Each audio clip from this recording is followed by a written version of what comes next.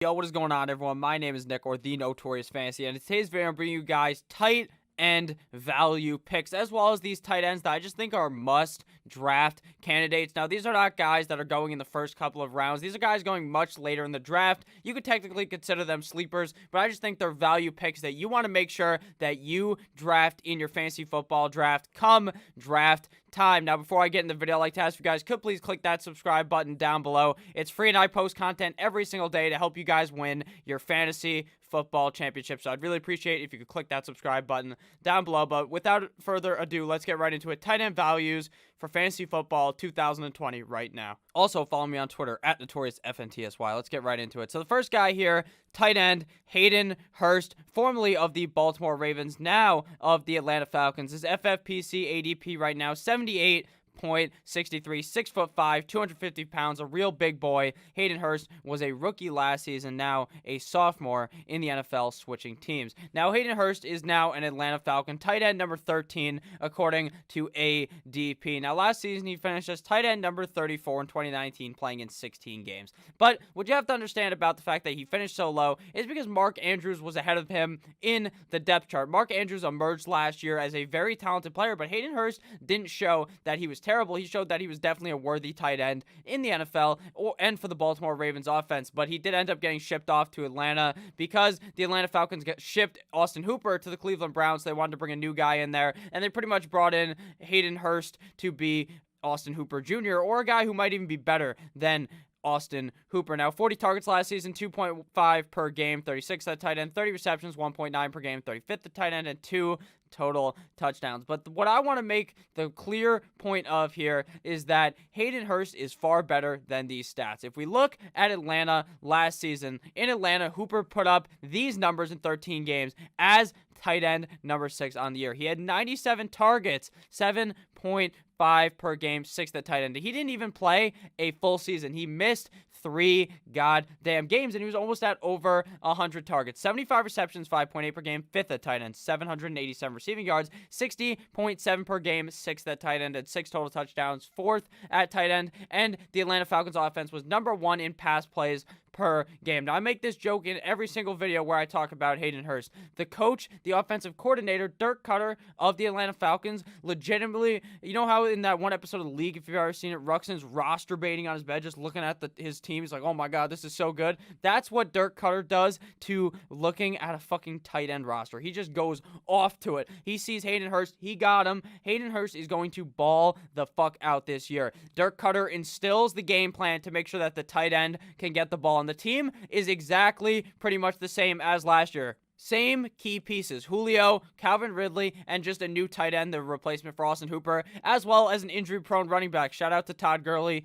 and Devontae Freeman. I really think this is going to be Hayden Hurst's year. He's by far my favorite. That's why he's number 1 on this list, even though he's not the guy going highest in your fantasy football drafts. At tight end number 13, this guy is a complete and utter steal. This Atlanta Falcons offense is going to be humming. If you notice and you go and type in Matt Ryan's stats, what Matt Ryan does in fantasy is he has a great year in fantasy football, like an amazing year, top 5 quarterback, and then the next year he's like top 12. He's just okay, like quarterback 10, and then he goes up and down, up and down, up and down every single year. So last year was his down year. He did not finish as that top 5 quarterback. This year will be the up year for him, and I think Hayden Hurst is going to be a huge benefactor of that. I think Hayden Hurst has a wonderful season. I would be very surprised if Atlanta wasn't close to number 1 in pass plays per game yet again. They obviously have Todd Gurley, and Dirk Cutter came out and said, I don't even know how many times we can give the ball to Todd Gurley because we don't know his health situation. So what that tells me is they're still going to be looking to pass the ball a lot, and they play in a division with the Panthers, with the Saints, and with the Tampa Bay Buccaneers, where those games are always very high scoring. If you ever look back, you can see these games are absolute shootouts regardless of who's playing in the game. The Panthers suck, and they're still playing good against the Saints or putting up points against teams like that. That's how you know that this division is a good division for that. And the Atlanta Falcons defense is not very good, which is also makes the offense better because they're going to have to pass the ball because they are going to be down in the game. I think Hayden Hurst is going to be one of the, honestly, honestly, I think he is going to become a top 6 tight end. I said in a bold prediction video with Bush, you can check it out on my channel I made last week. I said that Hayden Hurst would be a top 6 tight end. I honestly believe that the Atlanta Falcons use the tight end so well that if Hayden Hurst isn't in the top 6, I would be very, very, very surprised come the end of the season. If you guys have enjoyed this video thus far, please click that subscribe button down below and let me know who your guys must draft tight end that goes later for you this season. Now, my number 2 guy here, I'm a Miami Dolphins fan, Mike Gesicki, FFPC ADP 79.42. So he goes around where Mr. Hayden Hurst gets drafted. 6'6", 247. Fucking huge guy. But this is what I want to note here. This screen, I typically don't really talk about too much about it, but look at this. Coming out of college, his 40-yard dash, 96th percentile. Speed score, 95th percentile. His burst score, 99th percentile. Agility score, 99th percentile. And 100th catch radius. This guy might be the most athletic tight end in the league. He could become the most talented tight end in the league if the opportunities are given to him. So I'm going to read you guys his stats from last year, but I'm going to be honest with you, he's ranked number 2 at my tight ends for that I see a lot of value in because I'm a bit worried actually about something I'm going to bring up after this. So tight end number 12 last year, and he is tight end number 12 at ADP for this season, playing in 15 games. Last year, 9.1 PPR points per game, 13th at tight end, but his target numbers were very high. 89 targets, 5.9 per game, 7th at tight end. 51 receptions, 3.4 per game, 12th at tight end. 570 receiving yards, 38.0 per game, 12th at tight end. 5 red zone receptions, 24th at tight end, and 5 total touchdowns, 8th at tight end. The biggest concern, there's 2 concerns for me. The first concern is what happens when Ryan Fitzmagic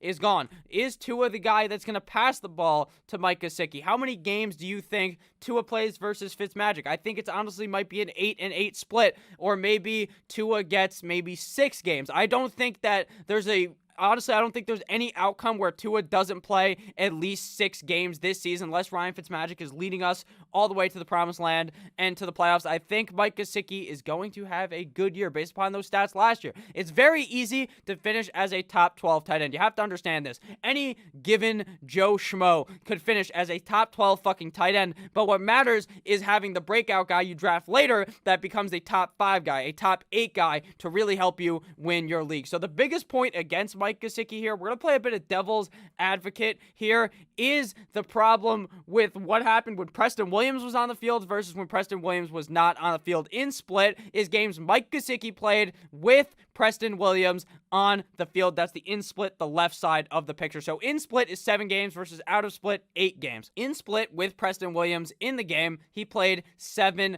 total games at an average 6.54 PPR points per game, 3 receptions per game, 0 touchdowns, 4.43 targets, and 35.43 yards per game. So those are not very good stats. But once Preston Williams got hurt, out of split in 8 games without Preston Williams, 11.53 points per game, 3.75 receptions. So he's averaging more points, more receptions, way more targets. He goes from 4.43 targets to 7.25, and he starts scoring touchdowns. Now, he scored no touchdowns in those first 7 games with Preston Williams, and now he's certainly being able to find the end zone. His targets, 7.25 targets per game, and his receiving yards, 40.25. This doesn't concern you. I don't understand how this could not concern you. He was playing so much worse when Preston Williams was on the field. The same case goes with Devontae Parker. Devontae Parker, when Preston Williams was healthy, was a fucking bum. He broke out in the back half of the season after Preston Williams ended up getting hurt. So that is a huge worry for me. Will people look at this and be scared? Will people look at this and not care? And most people aren't even talking about this. That's why I figured I'd bring it up. I still think Mike Gesicki could have a great year, but I have Hayden Hurst above him for these reasons. Now, the third breakout tight end here is Janu Smith, or must-own tight end, Janu Smith, tight end of the Tennessee Titans, FFPC ADP 108, so he goes the latest out of all these guys we've seen so far. 6'3", 248 pounds, and his workout metrics are pretty good. 88th percentile 40, 83rd percentile speed score, 94th percentile burst score, 46th percentile agility score, and 82nd percentile catch radius.